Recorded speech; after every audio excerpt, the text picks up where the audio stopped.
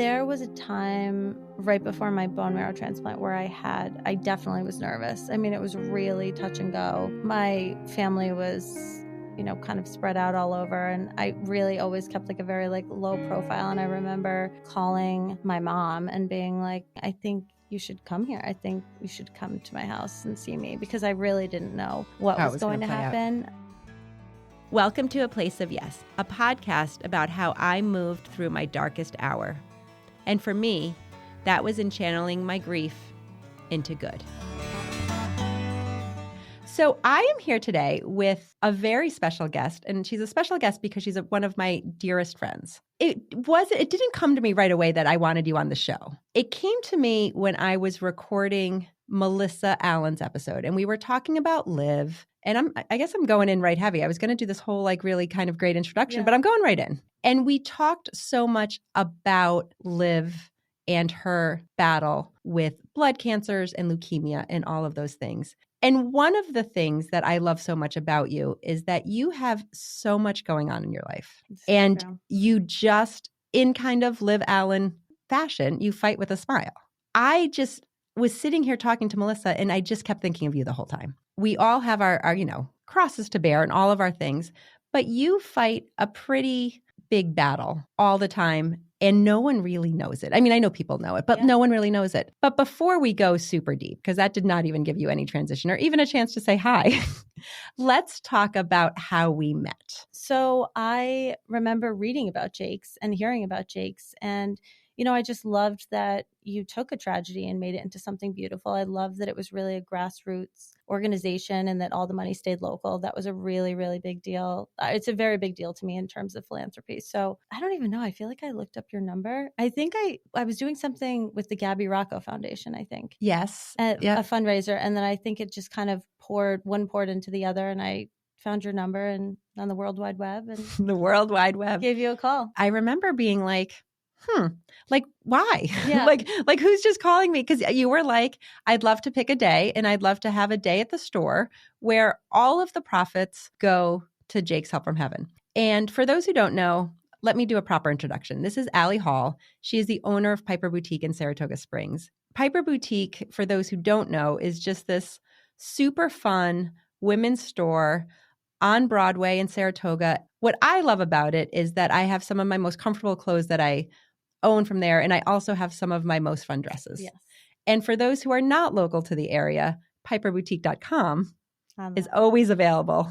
So the store Piper has been around for quite some time. How long? Yeah, 14, almost 15 years. 15 years in Saratoga. It was just this really great opportunity, really, where you were like, let's just pick a day and all the proceeds go. And I remember just working with your staff, and what a fun day. I think we brought champagne. Fun. We had some so fun. I feel like it went 5 hours longer than I think I showed up with and a couple of friends with champagne and some snacks, and then we just turned it into just a party. We just turned it into a party. Somehow through that, we just became friends. Yeah. It went from being this relationship of like you said, philanthropy. You were always very generous with Jake's, but then we just legitimately became friends. Yeah. And now all those years later, I find you to be one of my dearest friends. We just have a good time. Yeah, I think that was 2012. So you have always been, and you talked a little bit about this, but in the last 10 plus years, you've started doing, you worked on some committees with Jake's. You also have come on some deliveries. Can you talk a little bit about that? My first delivery, I think, we did one in Mechanicville. Yes. I'm pretty sure. And I remember not really knowing what to expect. It was my first delivery, and I had obviously seen, photos on Facebook, but I remember taking this deep breath before we went inside and just saying don't cry, don't get emotional. But it was so heartwarming because we were delivering a feeding chair, and it was right before Thanksgiving, and the family had said, they had never been able to eat together. They fed their daughter and then they ate. And I remember just breathing, and my eyes just welled up with how beautiful that was. I mean, I always felt very strongly about the organization, but it was really a turning point for me when I was just wow, this is really what this is about. It's exactly what I want deliveries to be, Yeah. right? Like where you can immediately see the impact you're making. When people are, I think sometimes, especially as I think of being like Jake's mom, and I think of some of the kids that we help through Jake's Help from Heaven, and when I think of sickness, and this will kind of segue into a little bit of that, but it can feel so isolating and it can Yeah. feel so alone. When we can make those differences and we can make those impacts on the families, it just makes such a difference. I think the big moment for me in seeing it, like something that you take for granted, you take for granted the ability to sit with your family and have dinner and just talk, just have an experience with, your children and your spouse, your partner. And I knew insurance didn't cover a lot of things, but it was just something that shouldn't be a luxury. And it felt like a luxury to them. And that was really what I left with that day, was like, wow, this is something so simple that, other It's like eating a families meal. can do. Yeah. And it's something that's so impactful. When you're dealing with profound sickness, or when you're dealing with life, if everything is going well for you, can still sometimes be hard, right? Like for our families, for people with illness, there's just these added extra things. And kind of, I like the way you sort of said it. It's things that shouldn't be luxuries become them. Yeah. I don't know when I found out about your personal health struggles, and I don't think I knew them right away. I don't necessarily think it's something you hide, but it's something you're not very forthcoming about. And then I remember we were talking or something, and I feel like you said something, and I was like, oh shit, am I supposed to know this? And I did it, and then we talked about it.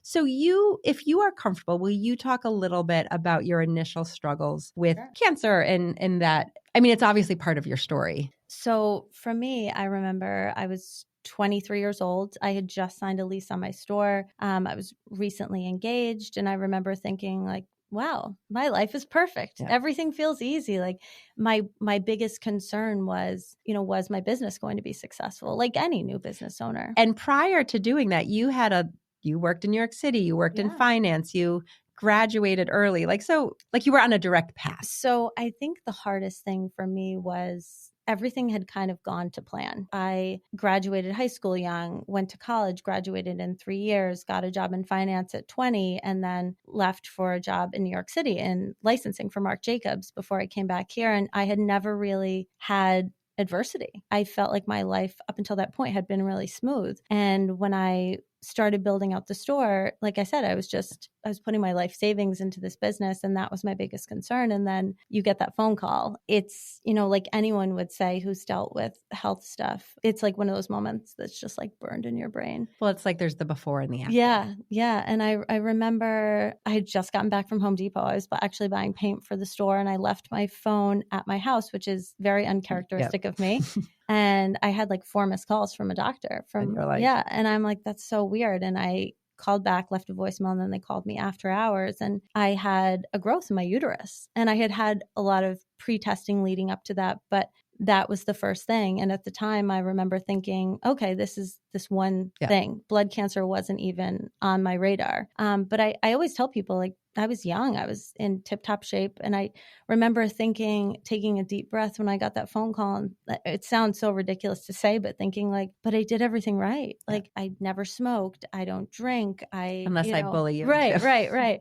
I mean, I bought the organic vegetables and all of the crap you're supposed to do. And I'm like, are you sure you have the right person? Because I don't feel like that at all. Let me stop you for 1 second, because I think you just touched on something that almost every guest of the show, and just conversations, it's that grappling with, but wait, why? Like, why me? But also like, but I did everything right. Because I remember, I mean, I think I've even said something very similar to that. Because, when Jake got sick, like, just literally one day he was a healthy 8-month-old. Life of the party at Ethan's second birthday party. And then I would never have guessed that was the last time, like, I would see him laugh, or the last time I would see him, sit unassisted. Do you still grapple with that?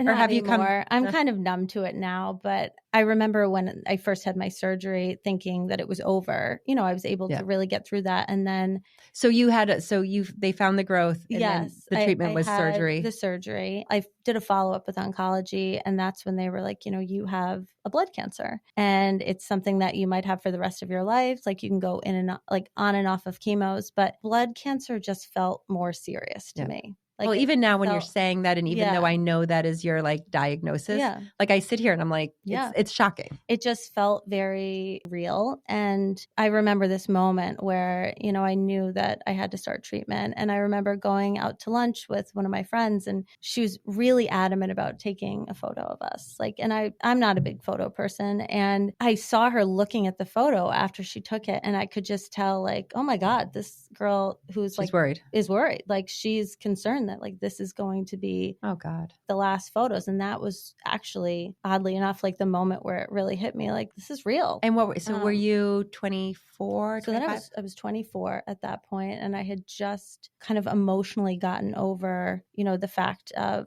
you know, what had happened with my uterus. You know, Yeah. it's done. And Like then, you close that door and you're moving on. yeah, and I was really, you know, I was really just focused on work. I was opening my store, and then I do remember going to my primary care and saying, you know, I feel really tired. But other than that, I felt normal. I Yeah. wasn't, you know, losing weight. I wasn't, my skin tone was fine. I didn't have, it didn't seem like Like you didn't have any of the yeah, things that would be like, wait, something's off. like my perception of cancer was like what you see in the movies. Yes. That was my only real perception of it. So I didn't feel like that. But I remember going to my primary and just saying, I don't feel great. Like I feel, but the trouble is, you know, not just as a woman, but as a business owner, it's so easy for doctors to say, well, you're burning the candle at both ends. Yeah. You know, when you're 24, you can burn the candle at both ends. And I just remember thinking, I don't know, I really shouldn't feel like I this. shouldn't feel like this. I shouldn't feel sick. And I remember actually leaving the doctors and thinking, like, am I crazy?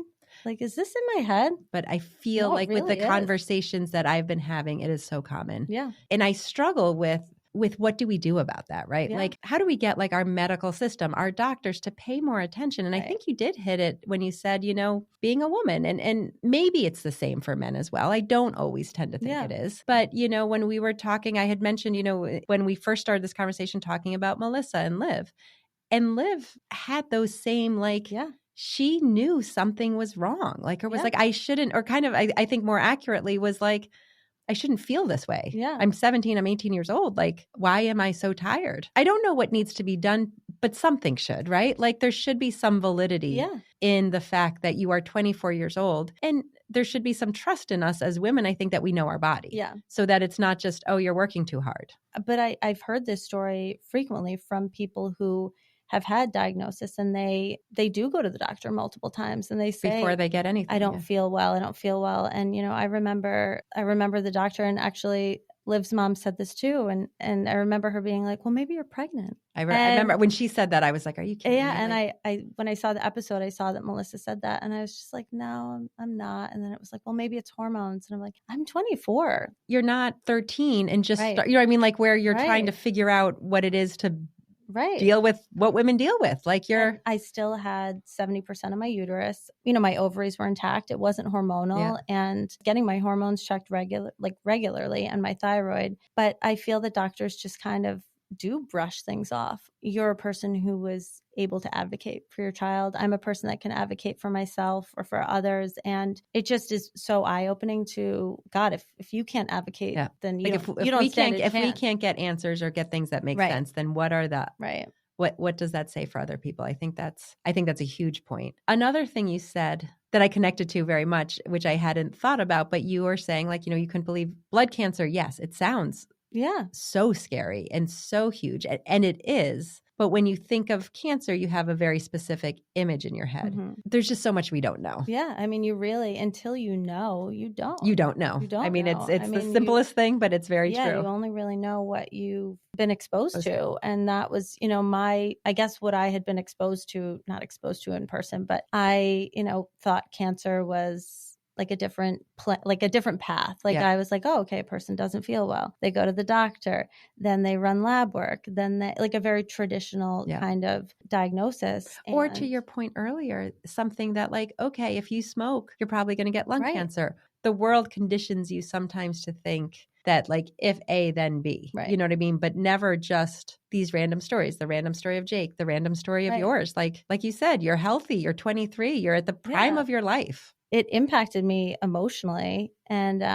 the interesting thing was I actually had my first bone marrow biopsy up here, and they came back and said, you know, it looks all right. Let's keep monitoring it. I have a friend who's a nurse practitioner, Sasha Crowley, and she looked at my lab work and she just said, there's no way that your bone marrow biopsy would be okay. So she diagnosed it. So she was just a customer at the time. I mean, an Okay. acquaintance, but I don't know what possessed me to ask her, but I remember her saying, can I ask you something weird? And she was like, yeah. I said, do you mind looking at these lab results? And I actually had a copy printed out. And she looked at them and I said, but my bone marrow biopsy was normal. And she said, that's not possible. It's not. So I had a repeat bone marrow biopsy at Sloan Kettering. So did you ask, so you said to the doctor, Yeah. I'm not comfortable with these results. I want to do them again. Or like, how did you advocate for yourself? Because that's kind of big to go up against. This, I asked for the slides for the bone marrow biopsy and I had them sent to Sloan. And had you already have a doctor at Sloan? Like were you already? No, I didn't. No, I wasn't established there. And they said, there's so much bone fragment in this biopsy. It's not even, you can't even use it for diagnostic. Yeah, it's inconclusive. And you can't even use it for diagnostic purposes. So I don't really know why anyone would give you an answer to monitor something, because the specimen, I guess, or the sample was really kind of contaminated with bone fragment, if that's the right word. So I had to do a repeat bone marrow biopsy at Sloan. How does that work at Sloan? Because I know that anybody can ask them. It's probably more like portal oriented now. At the time, it was like 10 years ago, but I remember like calling a 1-800 number that I looked online, just like I called you, just blindly calling people and saying, I had this bone marrow biopsy. These are my lab results. Can I send both to you? And they said the exact same thing. Like, there's no way. It doesn't match. This doesn't match. Yeah. So we're going to do repeat testing. And they did another bone marrow biopsy and it was completely different. I mean, it was a diagnostic bone marrow biopsy. And that kind of started the ball rolling. I've been with them for quite some time and it's been a whole journey of ups and downs. And, I think the hard part is like, you can't get your hopes up, because the second you're like, okay, I'm good. Like then something else hits. I mean, have you ever had like a moment where you feel like I'm cured? So I have polycythemia. That's what I've had for an extended period of time. And then it piggybacked into erythroleukemia, which is a different type of, I've always had red blood cell cancers. I feel like leukemia is generally only known as white blood cell, but I've always had red blood cell. And polycythemia you always have. So I knew. So you're never. Yeah, I knew it was just it was just going to be a lifelong chronic journey. But it's when the other things pop up that I'm like, okay, this is not. You're like, isn't this enough? Yeah, like it's always, of course, at the worst times. Currently you are in a pop-up. I'm in the thick of it at the moment. It's just been a really kind of tumultuous journey. And like, I mean, I had a stroke. That was one thing, which again, not something you expect to be having. And I remember, I went to the eye doctor. I went to Family Vision Care. When was this? And then I think 2016. And I had been having kind of blurry vision. And I actually kind of like what Melissa was saying, I had this like bruise on my arm and I thought, oh my gosh, is this this is weird. It seems like, WebMD is telling me this could be a clot, but everyone says don't use that. And it's not a great resource for diagnostics, but it's a good resource for basic information, right? So like I called one of the doctors and they were like, well, no, you're not overweight. You don't smoke. You're not on estrogen-based birth control. So it's not a clot. In retrospect, I'm like, but I have a red blood cell cancer that causes clots. So why? But sometimes, right? Like no matter how smart we are, we defer to what the expert is telling us because they're supposed to be the experts and they're supposed to know more than us. Yeah. Yeah. When I spoke with them and they were like, no, I'm sure it's not, a clot. I was like, well, I sell dresses for a living. Yeah. So this is a specialist. I'm sure they know what they're talking about. And then when I went to the eye doctor, I immediately had to get an MRI and go to the emergency room. And so what did they see? That day in my mind is a little hazy because of ultimately I had a stroke at the end. But I think it was that my optic nerve was just not, your eyes kind of like tell a story of what's going on in your brain earlier onset than when things actually happen. So, or what I do remember of it is that my eye just didn't look right inside. I think my optic nerve on my left side was pretty dead at the time. And I did have, as I was going to the ER, that's when like the facial paralysis started. And I had some like tingling in my arms, but I felt like my vision wasn't great. And I called and they had a cancellation. So you happened to be able to get in. And I was like, you know what? I probably need glasses. So meanwhile, my vision is, rapidly declining because I'm like edging towards a stroke. Yeah, that was, again, one of those moments I was just like, oh my God, what is going on? Like, why me? I mean, it just didn't make sense. But, you just kind of go with it. You listen to doctors. But I mean, I haven't followed a direct path that every doctor has given me. There's some things that I've really pushed back on. I mean, there have been medications that, I've talked to you about it where there's like serious mental health side effects. And I just have known, that's unless it's 100% fix, like I'm not willing to risk any of and put myself through that. I've had to really advocate where, doctors have said, stay on this medication. It could be beneficial, but you have to take care of yourself mentally. Do you think so? Now you're what, like 10 plus years into this? I mean, you must feel to some degree that you can start to trust your instinct a little bit too, right? Like, I mean, you obviously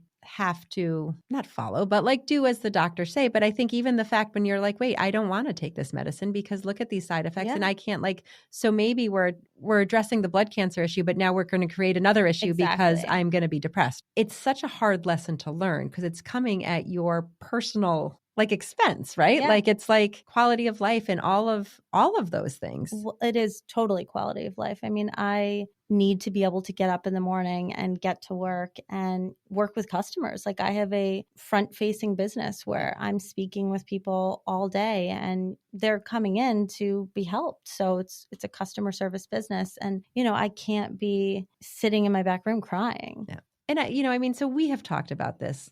So you've been on this journey for so long. And on the outside, right? So not the conversations you have with good friends and not that, but I really do think that a lot of people have zero idea about what you go through and the severity of it. Yeah. Because I do think sometimes people are like, oh, wait, she had cancer. She's a survivor. She's or there's almost sometimes, and I don't want to say the detriment because I think it's not the detriment. I think it's what keeps you going, right? Like you just said, it's not like every day you want to be there talking to customers, but that that's part of what keeps you. Oh, absolutely. In the game, in the battle. The first thing I tell people when they have a diagnosis is try to maintain your life as normal as possible. For me, it's what has kept me going. And has kind of, I would say, balanced out my grieving journey in terms of how I thought my life was going to be. Well, so I mean, so that segued right into this sort of Yeah. The other reason why I thought you were great for this show, because as you know, it started as a very traditional grief podcast as an avenue for me to talk about the loss of Jake. It remains a grief podcast, but the conversations we've had with so many people are not just that traditional, like, I've lost someone important to me. Right. Like all of that, we've grief is universal, right? Like we all, if we haven't had loss, we are going to have loss. Yeah. But there is also this other grief that is out there that is exactly what you just started to say. It's grieving the life you thought you were going to have. Where are you in that? In sort of that balance of everyone when they're a kid, right? You think you're going to grow up in A, B, C, and D. Some of that is probably different. The big difference is, when I first got sick, I was very young. So my friends were also very young. Yeah. And I think the hardest part for me has been seeing my peers take my friends, my acquaintances, customers my age taking a totally different journey than I'm taking. And that's hard. I mean, I remember the first time a gynecologist said to me, you will not be able to carry. You will get another clot. Your hormones from pregnancy will cause your body just to choose one or the other. And that's what she said. If you choose to have a baby, I mean, it will kill you or you will have a miscarriage and there's no in between. And that's a tough pill to swallow when you're sitting naked and vulnerable at a gynecology and they're office. like, oh, hey, by the way. In a paper vest. Yeah. But not being a mom has been, and I've very much come to terms with it now, was probably the hardest thing for me. And especially as you see your friends. My friends have kids and, their kids are older and everyone just, says the same kind of thing. Well, you could do surrogacy and you could do this, but there's a bigger piece of that puzzle. And it's that I don't know my future for my health. And I don't want to have a child and then that child doesn't have a mom when that's something that I could control. That's hard though. I mean, you're really trying to make selfless choices when, you don't know what you're going to regret. You want to be selfless, but sometimes you want to be selfish. Yeah. Everything you just said, like just they are like that's huge. You It's know what I mean? hard. Yeah. It's huge. It's hard. It's part of what I think is so remarkable about you is that you make these decisions and you live this life based on these decisions that are very selfless and are very difficult and very complex. Yet to most people who walk into Piper, you're just this like gorgeous young business owner who's got, you know what I mean, whose world is perfect, right? And I just like sometimes I feel like I want to take that burden from you because I just want, not that I want people to know your private business, but I want people to know the depth behind you and the depth, like the reason why you do the things you do. I mean, especially this time of year because it's customers that are coming in, you know, they're here for track season. And there are days where, you know, I've been feeling my worst. And I quite honestly look in the mirror in my back room and like put on lipstick and I'm like, all right, time for the show, you know? One of the hardest parts, which I'm so grateful for, but also can be really tough is like, you do have survivor's guilt. When you have had a journey as long as I have had, people naturally, when they know someone that does get cancer, say, oh, you should call Allie. You should talk to her. You should, which I'm always happy to do. But then it weighs on you. It weighs on you, you know, and you want to offer the right advice. And someone called me and said, you know, I just got diagnosed with prostate cancer. And I'm like, I don't have a prostate. Yeah. Like I have nothing to offer. That's one I really can't give much advice on because that's not an anatomy that I have. It goes both ways because, you know, I come in contact with so many people who go through illnesses and I see them get better. Yeah. Knowing that that's not my journey. Yeah. On the flip side, I see people who don't get better and who do pass. And then it's like, well, it's tough. I mean, you do have survivor's guilt. It's hard sometimes to not be bitter. It's hard when you know, see this, you're so happy for someone's like beautiful success story. You know, they went through their scheduled 8 weeks and then everything was fine forever and they're in remission for the rest of their life. And obviously that's something that everyone wishes for. And I want that for every single person. But then it's like, well, why can't I have that? Why can't I have it too? It's hard to be okay with our stories all of the time. Yeah. And the whole story. Yes. You know, there's parts that you're so grateful for, but then on the flip side, you know, the part that I'm grateful for is that it has led me to meet so many amazing people and help them along the way. But then there's parts that you do have that kind of like deep breath moment and you can't compare. Like no two journeys are the same. And, you know, it is tough. It's tough when you see the things that you want, like your child to live longer or, you know, to get really clean scans every single year. And you want that. And you just know it's not going to happen. And that's really, really tough. What do you do like for like a support system? Do you want more people to know or do you like keeping it private because you don't like where do you fall on that? I feel like I fall a little bit in between. It's tough because you don't want it to just completely dominate or define who you are. Of your life, right? Like there are days where I have just no desire to talk about it. Of course. Like I'm just like, yeah, I'm fine, whatever, even when I'm not fine. But then, you know, there's moments where you really like need to like lean in on close friends, like when we've taken walks and I've, you know, talked to you about it. But it's so all over the place on how I feel about it. Like it's definitely, I would say, out of my comfort zone to talk about it, but like on a more public platform. But I also feel like, you know, if my journey can help someone else who's maybe not in the exact same, you know, path in terms of oncology, but really going through an extended period of frustration and trauma and, you know, grieving certain aspects of their life, then it's worth it. You know, it is worth it. And I feel rewarded when people do get to the end of the closure of their journey and they just say like, thank you so much for, helped me along the way. You know, the text messages at, you know, midnight when I was freaking out or things like that. That really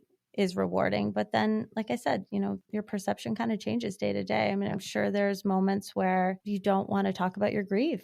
No, 100%. Because, you know, there's two parts I was thinking when you're saying. One is like, you're still you. You don't want this to be your defining character, right? Like, because it's piece of your it's your battle, but it's not who you are, right? Like, I mean, same thing with grief, right? Like, it's a piece of who I am. It's such a reminder, I think, and this is very simple, but it's also like, it's a reminder to me. I hope it's a reminder to everybody people who may be listening to this who didn't know this part of your story, like we truly have no idea what goes on in other people's lives, right? Absolutely. Like we just don't. And I like whether it's loss, whether it's grief, whether it's trauma, whether it's sickness, like whatever it is, like you just don't know. The world has moved away from being a compassionate place. Yeah. And I think that we have an obligation in some ways to help it become more, by kind of leading, like leading in a way where like, so what if you're late to a meeting? You have like, who cares? It doesn't really impact you. So what if I'm grumpy? I'm sorry if I hurt, you know what I mean? Like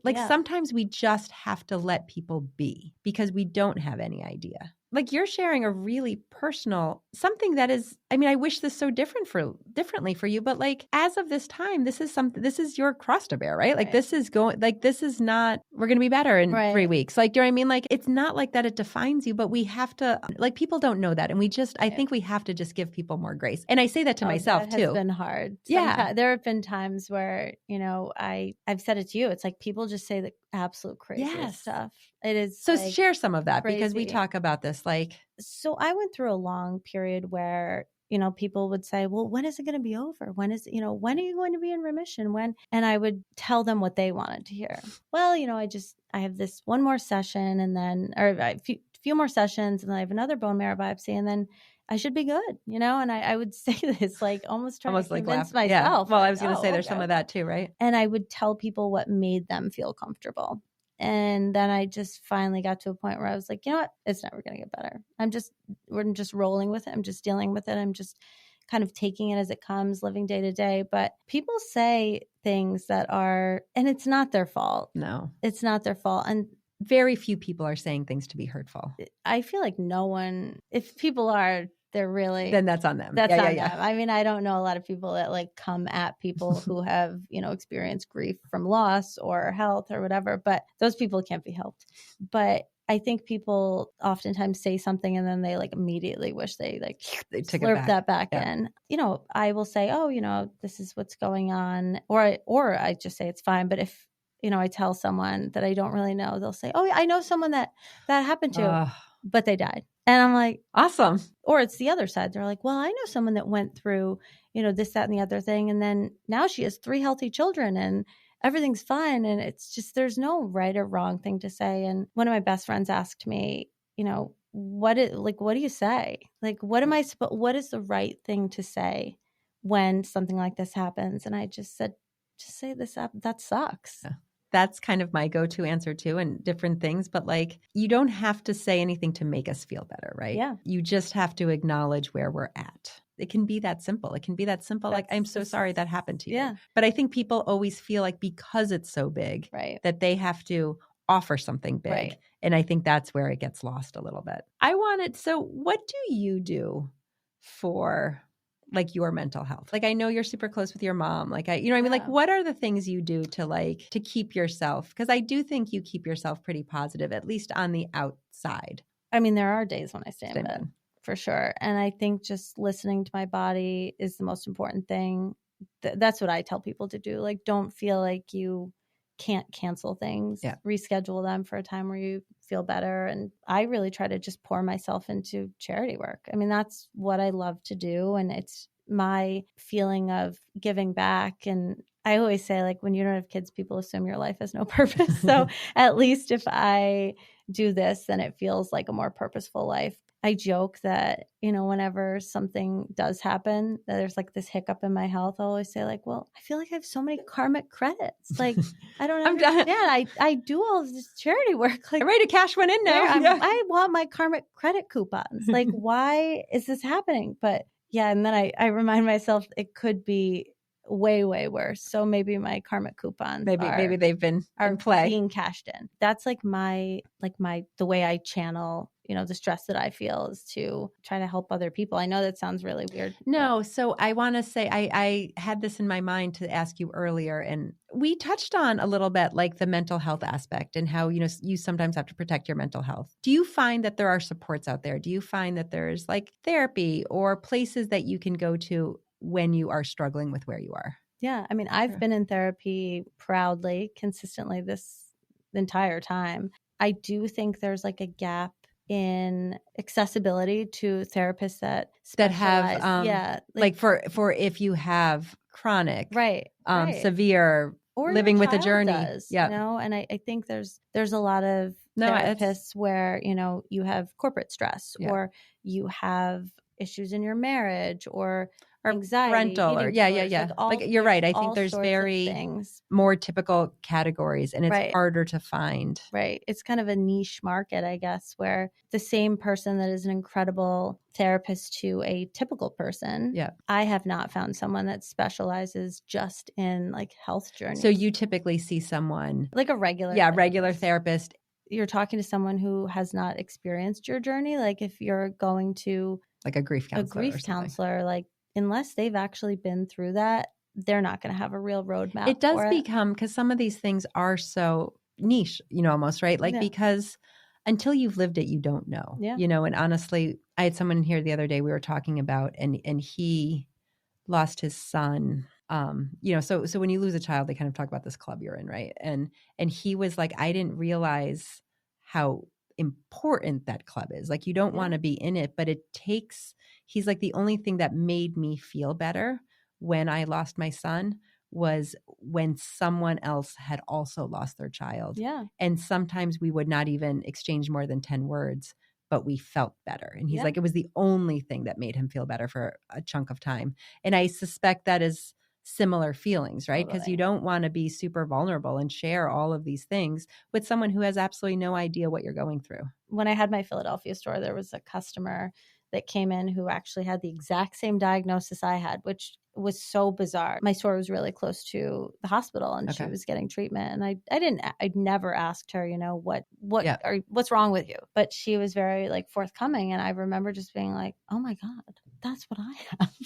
Do you still connect with phone her? numbers? Yeah. And like, she'll share, like if she sees something in like a medical journey or journal, and I'll share things with her. But if you find someone who's been through it, like it's really important. Well, it also, at least for me, it sort of validates your feelings, right? Because you can have all the friends in the world and you can have your mom and like a support system of people who are there for you. It's not the same as someone who has stepped exactly in it, And even like, between spouses or, parenting caregivers, like I talk about this with some of my friends who, they're going through treatment and they'll come home and their spouse is like, oh God, I have such a headache. You're like, okay, great. Yeah. And, 3 months ago, that would have been fine. Like you're just, oh, honey, I'm sorry. But in that moment, you're like, are you serious? You're telling me this right now. Like you're seriously telling me that and it's hard because there's that whole, like, there's that, I've read about some of these things, right? Where it's like, it's this catch-22 almost because the person who is saying, oh, I have a headache, like will say like, well, we're married. I should be able to complain about what I want to complain about. But the person who's going through something much more significant than a headache is like, what do you want me to do about that? I just went through, chemo and threw up 3 times on the way home or so, you know what I mean? Like, and friends too. Yeah. They don't goes back to what we were talking about. Like they don't mean it, but like when people are like, how are you feeling? I'm like, I'm good. I'm tired. They're like, oh my God, I am so tired. I'm not sleeping well. I'm exhausted. I'm watching TikToks all night. And I'm like, awesome. All right.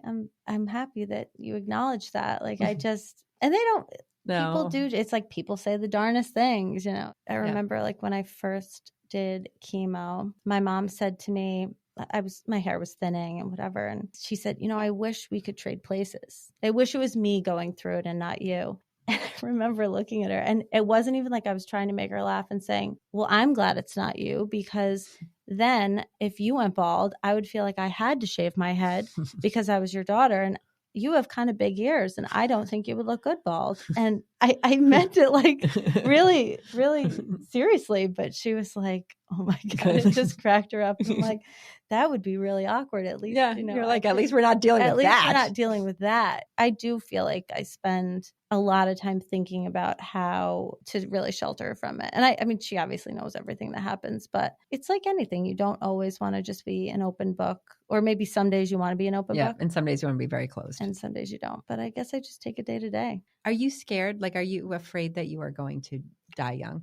There was a time right before my bone marrow transplant where I definitely was nervous. I mean, it was really touch and go. My family was kind of spread out all over. And I really always kept like a very like low profile. And I remember calling my mom and being like, I think you should come here. I think you should come to my house and see me, because I really didn't know what How it was was going gonna to play out. happen. When a person dies, it's like the hardest part is the people you leave behind, So I myself have never been afraid to have something happen to myself, but to think of like the people that just kills me. I mean, that's the kind of thing that really does keep me just like pushing and pushing and pushing and pushing. And fighting the fight.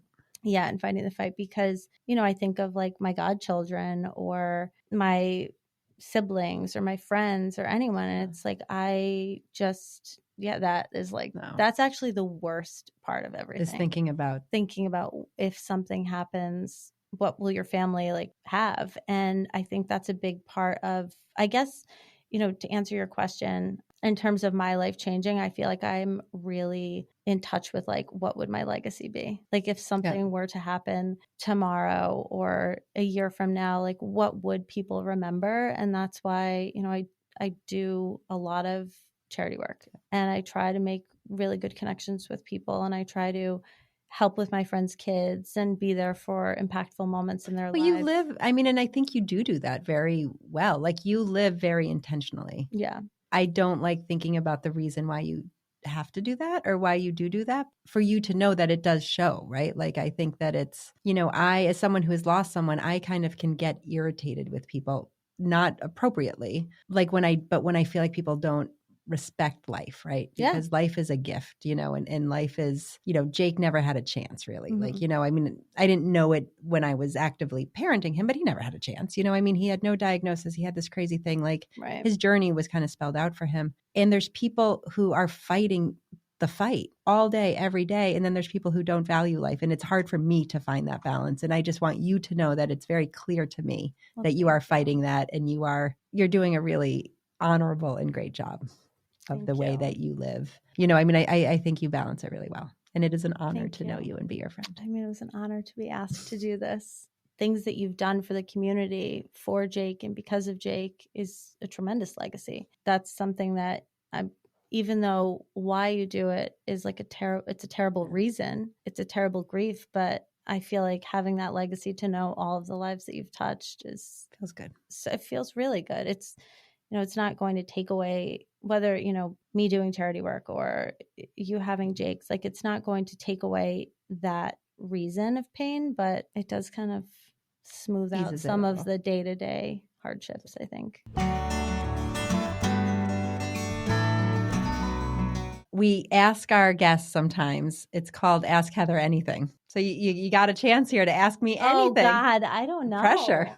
I guess the thing that I've always wondered is like, and actually we've talked about this, is do you feel like Ethan being at college is such like a bittersweet thing? Oh, I feel like when he went to college, it was like the hardest thing, second to losing Jake. But I will say now, this summer, and having spent since like May with him and seeing the human that he is, I am like so filled with like joy and pride. And last summer was about, and him going to college was about me like missing the little boy. Mm-hmm. And like, how did this go so fast? And the whole like days are long, but the years are short, like that whole nonsense. This year is about embracing what it is to have a young adult as a child and as like a friend and as like a cool kid to hang out with. And like, for some of it, it's like having drinks with him. And for some of it, it's just, he likes family vacations again. It's less bittersweet because I'm just so happy with how this summer has been. And I'm so excited for his future. Thank you for listening to A Place of Yes. Please follow us wherever you listen to your podcasts. If you really like this episode, please share it with a friend, anybody who might benefit from listening to this. It would make a world of difference if we could just reach more people and share the work that we do and the stories we want to tell. Please subscribe to our YouTube channel, leave us a thumbs up or leave us a comment. We would appreciate all that you can do. If you really like this episode, please share it with a friend or two.